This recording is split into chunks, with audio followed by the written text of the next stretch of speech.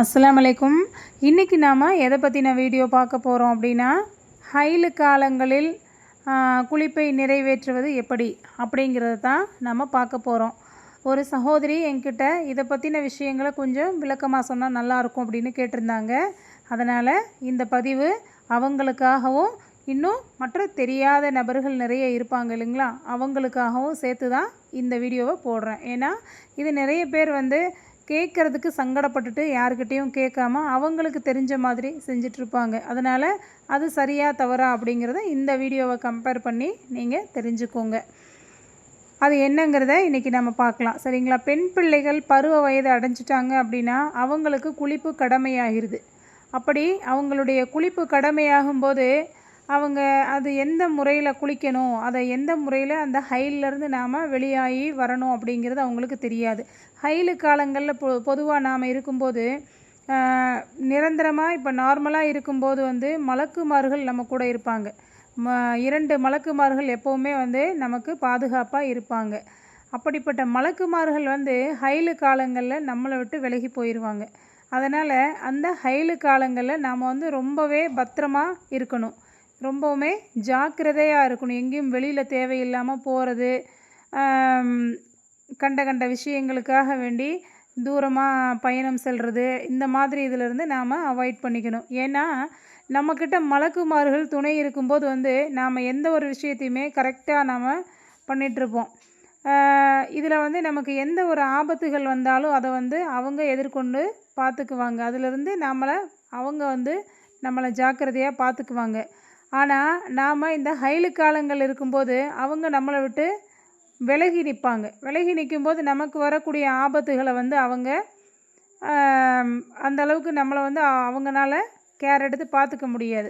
ஏன்னா நம்ம கூட ஒட்டி இருக்கும்போது நம்மளை அவங்க இழுத்து பிடிச்சி பார்ப்பாங்க.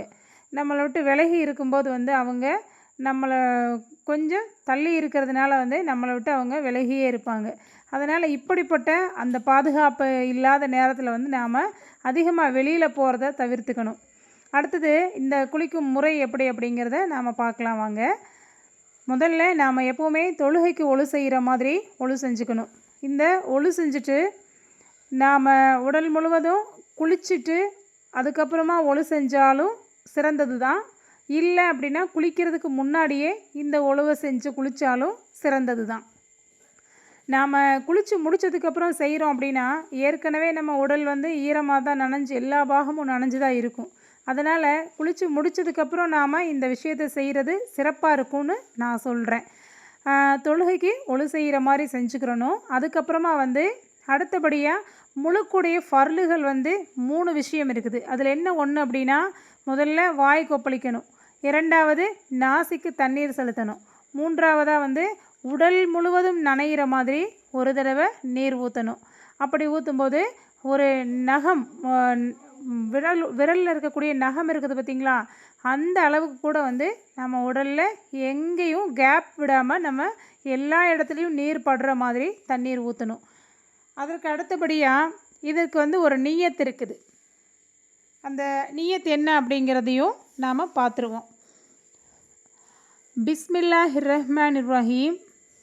நவைத்து அன் ஆயத்தசீல லி ரஃபைல் ஹைலி இம்திசாலன் லி அம்ரில்லாஹி தாலா. அல்லாஹு தாலாவுடைய ஏவலுக்கு வழிபட்டு எனது ஹைலின் முழுக்கை நீக்க குளிக்க நியத் செய்து கொள்கிறேன்.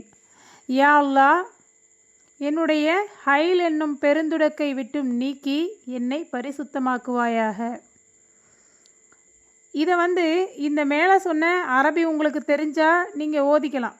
இல்லை அப்படின்னா அடுத்தது நான் அந்த தமிழில் சொல்லியிருக்கேன் பார்த்தீங்களா, இந்த முறையிலையும் நீங்கள் சொல்லி குளிச்சுக்கலாம். ஏன்னா இதை இதில் இருந்து நாம் பெருந்துடக்கை விட்டு வெளியில் வரணும் அப்படிங்கிற எண்ணம் இருந்தால் போதும், சரிங்களா? அதனால் நம்ம அரபியில் சொல்கிறோமா தமிழில் சொல்கிறோமாங்கிறது முக்கியம் இல்லை.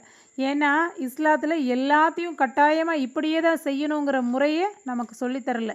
எல்லாத்துக்குமே ஒரு ஆப்ஷன் இருக்குது, எளிய வழி ஒன்று இருக்குது. அந்த எளிய வழி நம்ம தமிழ்லையும் சொல்லிக்கலாம். அதனால் முடிஞ்ச வரைக்கும் உங்களுக்கு தெரிஞ்ச மொழியில் நீங்கள் சொல்லி இந்த மாதிரி முறைகளை நீங்கள் குளிச்சிங்கன்னா இந்த ஹைலு காலங்கள்லேருந்து நாம் பரிசுத்தம் அடைய முடியும். இதற்கப்புறமா நாம் தொழுகிறது ஓதுறது எல்லா விஷயங்களையும் செய்யலாம். இதே மாதிரி தான் கணவன் மனைவி குளிப்பு, மற்ற நிஃபாஸ் குழந்தை பிறந்ததுக்கப்புறமா குளிக்கக்கூடிய குளிப்பு எல்லாமே இப்படி தான். ஆனால் ஒரு சில சின்ன வார்த்தை மட்டும் மாறும். ஹைலு காலங்களில் ஹைலுன்னு வரும். மற்ற கணவன் மனைவி சம்மந்தப்பட்ட காலங்களில் ஜனாபத் அப்படின்னு வரும்.